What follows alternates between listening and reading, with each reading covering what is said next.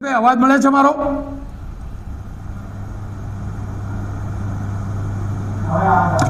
પંકજભાઈ, આ ગ્રહણની અસર જો વિજ્ઞાન છે એમાં કોઈ બેમત નથી.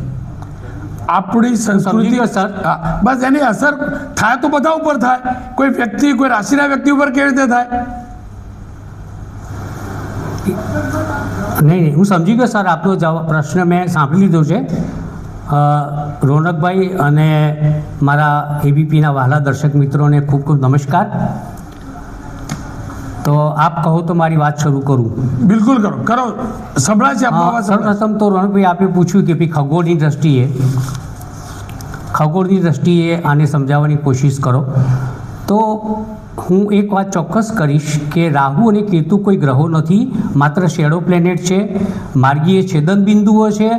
અને જ્યારે એનો પડછાયો સૂર્ય કે ચંદ્ર પર આવે ત્યારે ખંડગ્રાસ કે ખગ્રાસ ગ્રહણ થતું હોય છે. આજે એટલે કે 7 તારીખે સપ્ટેમ્બર મહિનાની અંદર 2025ની અંદર ચંદ્રનું ખગ્રાસ ગ્રહણ રાહુ દ્વારા થઈ રહ્યું છે. એનો પૂર્ણ પડછાયો એના ઉપર પડી ગયો છે. સામાન્ય રીતે કેટલીક વાતો થઈ ગઈ છે કે ભાઈ 12:37 સૂતક ટાઈમ શરૂ થશે, પછી 12:37 શરૂ થયા પછી 9:57 ગ્રહણ શરૂ થશે, 1:29 રાત્રે પૂરું થશે અને બહાર નીકળવું ના જોઈએ, ખાવું ના જોઈએ, પૂજા ના કરવી જોઈએ. આ બધી ગેરમાન્યતાઓ છે એવું પૂર્ણપણે માનું છું. તારીખ 16/2/1980ના રોજ ટોટલ સોલાર એક્લિપ્સની અંદર વિસનગર ગામની અંદર હું ખૂબ જ ફરેલો. ત્યારબાદ મારી પ્રગતિ થઈ, ઉન્નતિ થઈ. એટલે આ બધી ગેરમાન્યતાઓ, મિસબિલીફમાંથી હું પ્રજાજનને વિનંતી કરું છું, દર્શક મિત્રોને વિનંતી કરું છું કે લોકો એમાંથી બહાર આવે. હવે આપણે માઇથોલોજીની ચર્ચા કરીએ. માઇથોલોજીમાં શું છે કે આ ગ્રહણ એટલે શું અને રાહુ કેતુ ચંદ્ર અને સૂર્ય માટે કેમ આટલી બધી દુશ્મનાવટ રાખે છે? પૌરાણિક જમાનાની અંદર રાહુ અને કેતુ બંને દેવોની સભા વચ્ચે અમૃત પીવા માટે બેસી ગયા.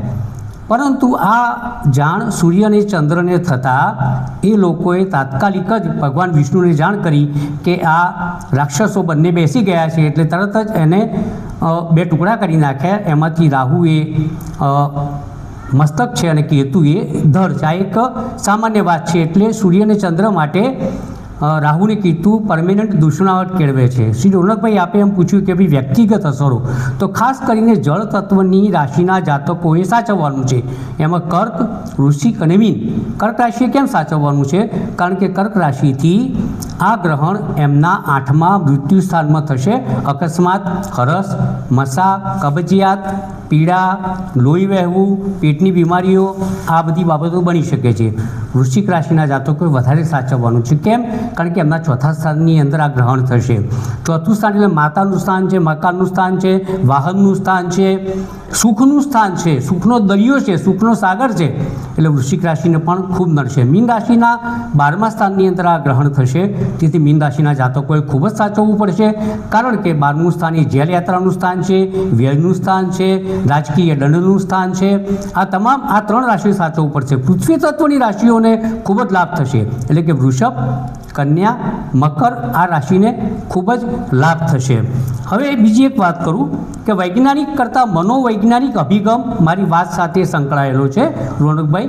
તો દર્શક મિત્રો, ચંદ્ર એ સીધો આપણા સબકોન્શિયસ માઇન્ડ સાથે સંકળાયેલો. ચંદ્ર એટલે મન, એમાં પણ અચેતન મન, that is called subconscious mind. આપણું સબકોન્શિયસ માઇન્ડ 3 વેવ સાથે સંકળાયેલું છે: આલ્ફા, બેટા અને ગામા. આલ્ફા એટલે 8 થી 12, બેટા એટલે 12 થી 30 અને ગામા એટલે 40 થી 100. આ મનની એક ગતિ છે, મનના વેવ્સની એક ગતિ છે. પરંતુ ચંદ્ર ઉપર રાહુનો પડછાયો પડવાની સાથે શું ઘટના બનશે કે ચંદ્ર પોતાના મૂળ ગુણધર્મ ગુમાવશે. આથી જે વ્યક્તિઓ મનોરોગી છે, જે લોકોને મનના કેટલાક રોગ છે, લાઈક હું વાત કરીશ કે લોકો જેમને મેન્ટલી રિટાર્ડેશન છે, મોંગોલ ચાઇલ્ડ છે, ઓટિઝમના બાળકો છે, જે લોકો માનસિક રીતે અસ્થિર છે, એવા લોકોને આ ચંદ્રગ્રહણ બહુ જ ખરાબ અસર કરશે. બીજું, આ પૂર્વ ભાદ્રપદ નક્ષત્રની અંદર આ ગ્રહણ થઈ રહ્યું છે. પૂર્વ ભાદ્રપદ નક્ષત્ર એટલે કે એ ગુરુનું નક્ષત્ર છે. ગુરુ એટલે માથું, એક્સપાન્શન, દેશના મોટા માથા, દેશનો મોટો પક્ષ અને દેશની રાજકીય પ્રવૃત્તિ.